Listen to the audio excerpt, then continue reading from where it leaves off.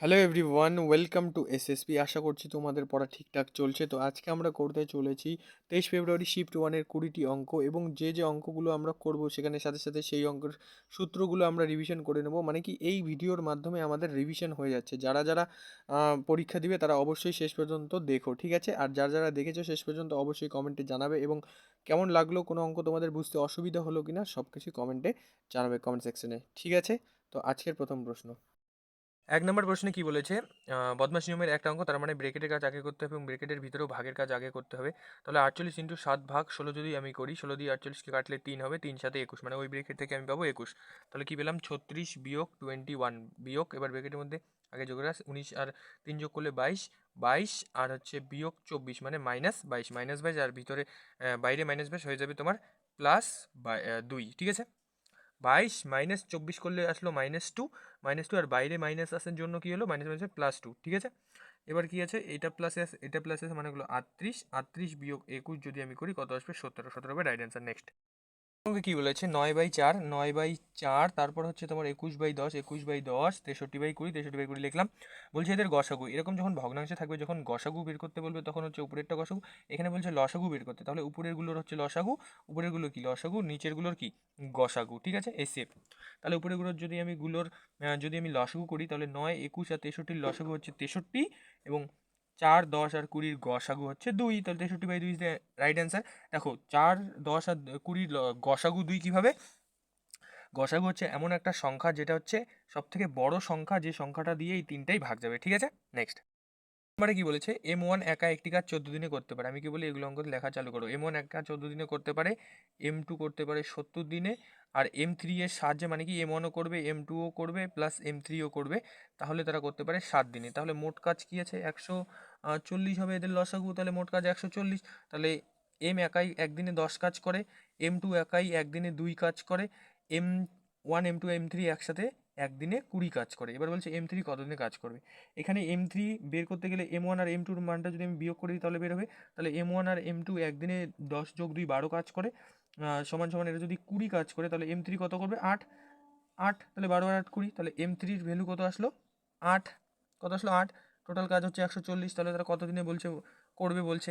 তাহলে একদিনে করে M3 8, 140 কাজ করতে কত দিন লাগবে? 8 একে 8, 60, 7 8 56, 45, 17.5 দিন। নেক্সট নম্বর অঙ্ক, যদি একটি সংখ্যা R1 অন্য একটা সংখ্যা R2 এর চেয়ে 13% কম হয়, এবং R2 56 এর চেয়ে, আচ্ছা R2 এর ভ্যালুটা দেওয়া আছে, R1 আর R2, তাহলে R2 কি? R2 হচ্ছে 5600 এর চেয়ে 50% বেশি। কত পার্সেন্ট বেশি? 50%। 50% মানে কি? 1/2, মানে R2 যদি 2 হয়, মানে সরি, 2 যদি 5600 হয়, তাহলে R2 কত হবে? 3, এক বেশি হবে 3, তাহলে 2 মানে 5600 এখানে বলা আছে, তাহলে 3 মানে কত হবে? 2 মানে 5600 মানে হচ্ছে 2800 গুণ, তাহলে 3 এর সাথে 2800 গুণ হবে, তাহলে 3 এর সাথে 2800 গুণ করলে কত হবে? 3 0 0 3 0 0 3 8 24 4, হাতে থাকলো 2, 3 দুগুণে 6 দিয়ে 8, 8400। তাহলে R2 এর ভ্যালু কত আসলো? 8400, 8400, ঠিক আছে? আর তাহলে R1 কি বলছে? এই 8400 থেকে 13% কম, 13% কম মানে 87% হবে, 13% কম মানে কত পার্সেন্ট হবে? এটা 87%।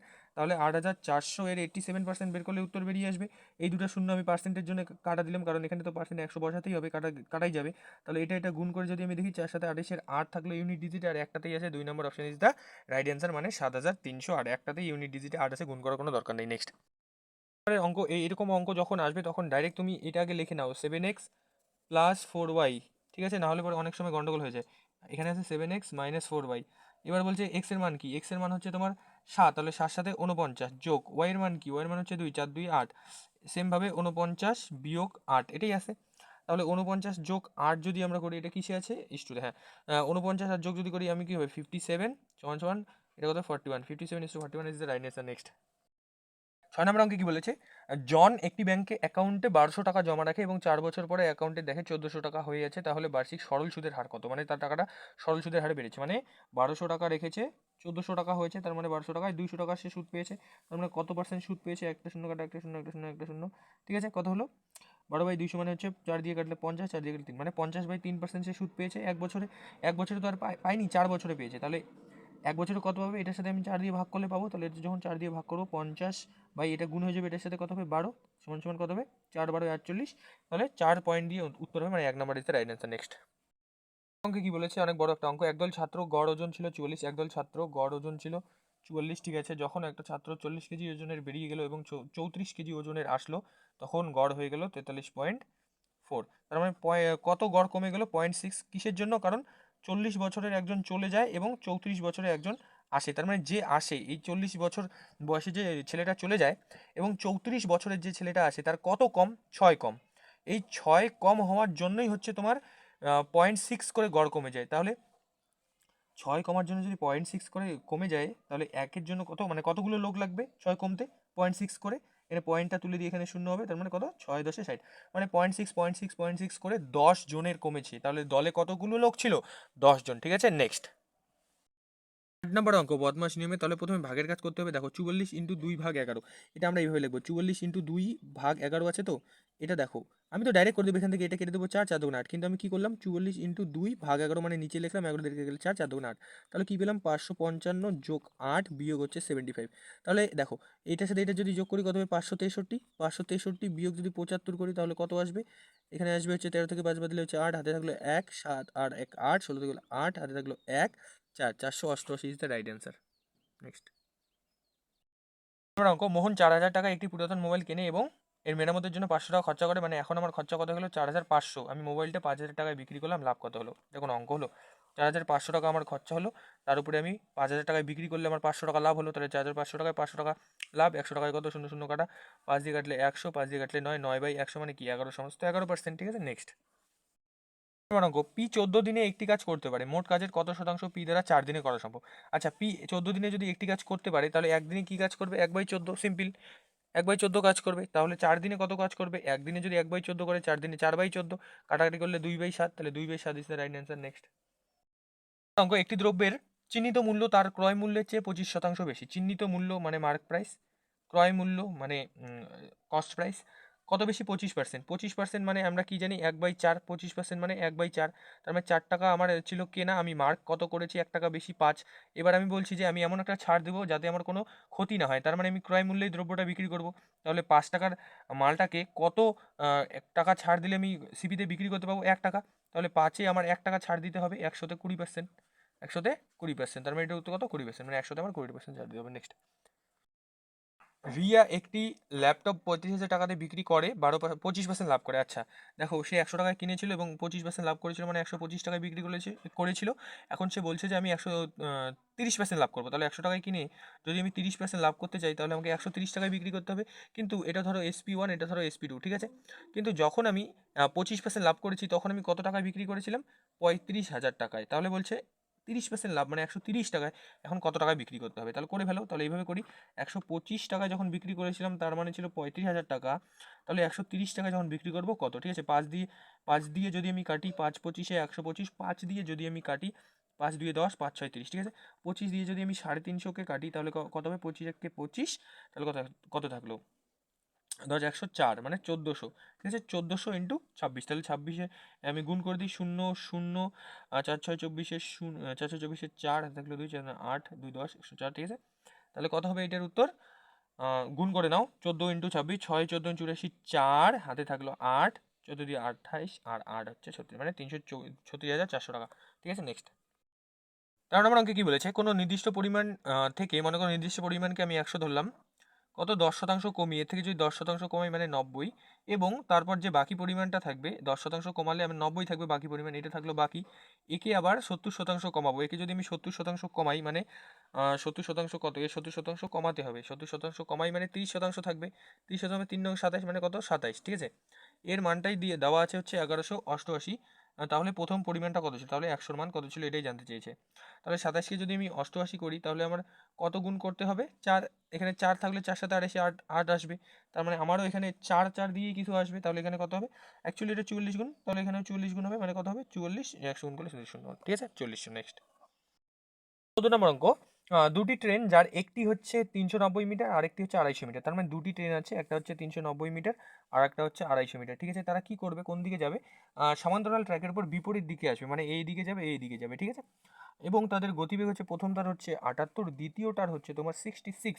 বলছে তারা একে অপরকে অতিক্রম করতে কত সময় নেবে, আর উত্তরটা আছে সেকেন্ডে, ঠিক আছে।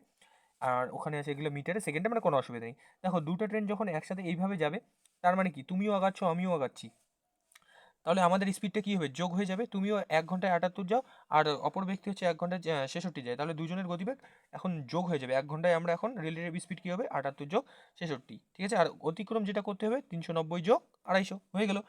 তাহলে আমাদের স্পিড এখন হচ্ছে কত, 78 আর 66 যদি যোগ করি 814 4, 14 4 হাতের 1, 7 13 14, 144, এবং কত মিটার যেতে হবে আমাদের, 0 এবার 14 4 হাতের 1 3 5 6 640। কিন্তু এই যে 144টা আছে, এটা তো ভাই হচ্ছে কিলোমিটারে, এটাকে আমাদের কি করতে হবে, মিটার পার সেকেন্ডে। আর মিটার পার সেকেন্ডে করার জন্য আমাদের কত দিয়ে ভাগ করতে হয়, 5/18। তাহলে এখানে 5, আর এই নিচে যে 18টা থাকবে এটা উপরে করে দাও, 18 উপরে চলে যাবে পরবর্তীকালে এটা, ঠিক আছে। দেখো, মিটার পার সেকেন্ড থেকে কিলোমিটার পার সেকেন্ড যাওয়ার জন্য 18/5, আর কিলোমিটার পার সেকেন্ড থেকে মিটার পার সেকেন্ডে যাওয়ার জন্য 5/18। মনে রাখবে, এই যে উপরের 18টা বড়, তার মানে বড়তে যাচ্ছি, উপরের 5টা ছোট, তার মানে ছোটতে যাচ্ছি, ঠিক আছে। এবার যদি আমি কাটাকাটি করি, 18 দিয়ে 144কে কাটলে হয় 8, 8 দিয়ে যদি 640কে কাটি হয় 80, আর 5 দিয়ে 80কে যদি কাটি 5 16 80, 16 second is the right answer. Next 15 নম্বর অঙ্কে কি বলেছে, এক্স এর মান দেওয়া আছে 2, কত, এক্স ইকুয়াল টু দেওয়া আছে 2, আর এখানে কিছু দেওয়া আছে 4x comma x plus 4 3x minus 1, আমি পুরো লিখে দিচ্ছি। তাহলে 4x, 4 ইন্টু এক্স করলে 8, এক্স প্লাস 4 করলে কি আসবে 6, এবং 3x মানে 3 দুগুণে 6 বিয়োগ 1 করলে আসবে 5। বলছে চতুর্থ সমানুপাতি কী হবে। তোমরা মনে রেখে দাও, মধ্য সমানুপাতি আমি বলেছি, মধ্য সমানুপাতি, তৃতীয় সমানুপাতি, আর হচ্ছে চতুর্থ সমানুপাতি, ঠিক আছে। মধ্য সমানুপাতি হচ্ছে রুট এ ইন্টু বি, এ ইন্টু বি মানে যে দুটো প্রথম সংখ্যাটা দ্বিতীয় সংখ্যাটা। তৃতীয় সমানুপাতি মানে কি, তৃতীয় সমানুপাতি হচ্ছে, সরি আমি রুট দিয়ে দিলাম, এটা বি স্কোয়ার, মানে এই যে তৃতীয় সমানুপাতে 3টে সংখ্যা থাকবে এ ইন্টু বি, পরেরটা জানতে চাইবে, তাহলে বি স্কোয়ার বাই এ, ঠিক আছে। এবং চতুর্থ সমানুপাতি কি, বি ইন্টু সি বাই এ। তাহলে বি ইন্টু সি কি, এটা এ, এটা বি, এটা সি, তাহলে চতুর্থ সমানুপাতিটা কি আসবে, বি ইন্টু সি মানে 6 ইন্টু 5 বাই এ, এই কোনটা 8 8, তাহলে 2 দিয়ে কাটলে হচ্ছে 3, 2 দিয়ে কাটলে হচ্ছে 4, তাহলে 3 5 হচ্ছে 15, নিচে হচ্ছে 4, তাহলে 15/4 ইজ দ্য রাইট অ্যান্সার, ঠিক আছে। নেক্সট বলেছে, একটি জিনিসের চিহ্নিত মূল্য মানে মার্ক প্রাইস ছিল হচ্ছে তোমার 9,600 টাকা, বেশি ছিল না, ঠিক আছে। বিক্রয় করেছে মানে এসপি কত হচ্ছে 6,336 টাকা। সে বলছে কত টাকা ছাড় দিয়েছে, ছাড় আমরা এই টাকা থেকে এই টাকাতে দিব, মানে বিয়োগ ফলটাই হচ্ছে আমাদের ছাড়। 6 4 হাতে 3 1 4, 6 হাতের 1 3 1 4 2 6 3 9, মানে 3264 টাকা আমরা ছাড় দিয়েছি। কত টাকা থেকে, 9600 টাকা থেকে। কত পার্সেন্টেজ, 100 দিয়ে গুণ করলে বের হবে, গুণ করে কাটাকাটি করে দাও। 96 দিয়ে এখানে 4 আছে, এখানে ইউনিটে 6 আছে, এখানে ইউনিটে 4 আছে, 6-এর সাথে কত গুণ করলে ইউনিটে 4 আসবে, 6 8 48 424, মানে 6-এর সাথে যদি আমি 4 গুণ করি তাহলেই হচ্ছে আমাদের এখানে আসবে। তাহলে ইউনিট ডিজিটে যেটা থাকবে সেটা অপশানে 4 থাকবে, একটাতেই আছে 34, তাহলে কত, এটা দিয়ে এটাকে কাটলে হবে 34, ঠিক আছে। নেক্সট নম্বর অঙ্ক, 28টি সংখ্যার গড় 110, 28টি সংখ্যার গড় দেওয়া আছে 110, তাহলে বলছে প্রতিটি সংখ্যার সাথে বি যোগ করা হবে, তাহলে গড় হয়ে যায় 128। প্রতিটি সংখ্যার সাথে জয়টা সংখ্যা আছে, ঠিক আছে, প্রত্যেকটির সাথে আমি যত যোগ করবো আমার গড়ও তো ততই বাড়বে। মনে করো এখানে আমি কত যোগ করলাম, 10, তাহলে 10 10 10 করে যদি সবগুলোতেই যোগ করি তাহলে আমার এখানেও 10ই গড় বাড়বে, কিন্তু আমার এখানে গড় কত বেড়েছে, 18, তার মানে প্রত্যেকটা সংখ্যার সাথে আমি কত যোগ করেছি, 18, ঠিক আছে। 18 is the right answer. Next 18 number, 15 centimetre ব্যাসার্ধের একটি কঠিন ধাতব গোলক গলিয়ে একটি শঙ্কুতে পুনঃস্থাপন করা হয়, যার ভূমির ব্যাস, এখানে কিন্তু ব্যাস, এটা ব্যাসার্ধ করতে হবে, 15 সেন্টিমিটার, শঙ্কুর উচ্চতা কত। বাহ, গুড কোশ্চেন। এরকম যখন কোশ্চেন থাকবে, একটা জিনিস থেকে গলিয়ে আর একটা জিনিস বানাবে, ছোট বল থেকে বড় বল বানাবে, তখন দুজনেরই হচ্ছে আয়তনটা সেম থাকবে, তোমরা এটা মনে রেখে দাও। তাহলে দুজনের আয়তন, আমি এখানে লিখলাম শঙ্কুর আয়তন, শঙ্কুর আয়তন হচ্ছে 1/3 পাই আর স্কোয়ার এইচ, আর গোলকের আয়তন, গোলকের আয়তন হচ্ছে 4/3 পাই আর কিউব, ঠিক আছে। তাহলে পাই পাই কেটে দিলাম, 3 3 কেটে দিলাম, এখানে থাকলো হচ্ছে আর স্কোয়ার এইচ সমান সমান, এখানে থাকলো হচ্ছে 4 আর কিউব, ঠিক আছে।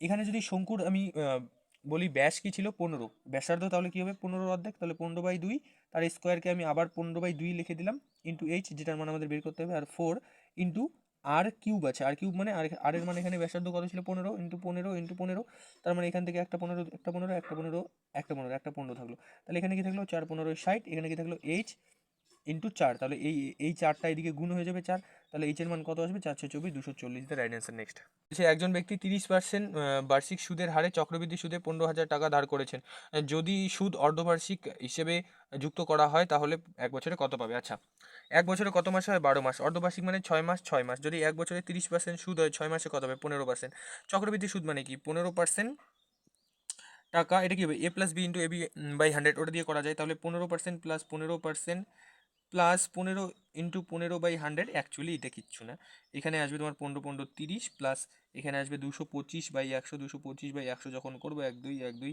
এখানে আসবে, তার মানে আমাদের এফেক্টিভ রেটটা কত আসলো, 32.25%। কত, 32.25%, মানে আমি সুদ কত টাকা আমার দিতে হবে 15,000 টাকার উপরে, 32.25%। তাহলে 15,000 টাকা হচ্ছে আমার আসল, যেটা আমি ধার নিয়েছি, এবং 32.25 টাকা আমি সুদ দিব। তাহলে আমার বলছে যে সুদে আর মূলে আসল কত টাকা হবে।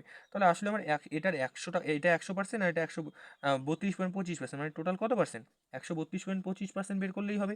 তাহলে এটা তুলে দাও, এখানে কত আসবে, 100, এই দুইটা শূন্য আর এই দুইটা শূন্য কাটা, তাহলে এটা আর এটা গুণ করলেই আমাদের উত্তর এসে যাবে। ঠিক আছে, তাহলে গুণ করা যাক, উত্তর তো বহুত বেশি আসতেছে, তো গন্ডগোল হয়ে গেল কোথায়, ও আচ্ছা, এটা তো পার্সেন্ট ছিল, তাহলে এখানে আরও একটা 100 হবে। ঠিক আছে, তাহলে একটা শূন্য কাটা, 5 দিয়ে কাটলে এটাকে 2, 5 দিয়ে কাটলে এটাকে 3, এখন গুণ করি, 3 5 15, 5 হাতে থাকলো 1, 3 2 6 1 7, 3 2 6, 3 3 9, 3 1 3। ঠিক আছে, এবার এখানে 2 আছে, আমি দেখো এটাকে, আর এটাকে 2 দিয়ে ভাগ করব না, আমি কি করব, এই যে না, ঠিক আছে ভাগ করে দিই, 2 দিয়ে যদি ভাগ করি, এখানে 39 আছে, তার মানে আমার কত দোকানে, 29 দোকানে 48, 20 দোকানে 40, তার মানে 20-র কম 19-এর বেশি, তাহলে 20-র কম 19-এর বেশি একটাই অপশন আছে, option number 2 is the right answer. মানে কত অ্যান্সার হবে, 19,837। কি বলেছে, 70 metre square, 84 metre square, 112 metre square ক্ষেত্রফল বিশিষ্ট 3টি আয়তক্ষেত্রাকার ক্ষেত্রকে একই আয়তক্ষেত্রাকার ফুলের বাগান, একই মানে কি তোমার গসাগু করতে হবে, তাহলে 70, 84 আর 112, এর গসাগু কত, 70 84 112-র গসাগু হচ্ছে 14।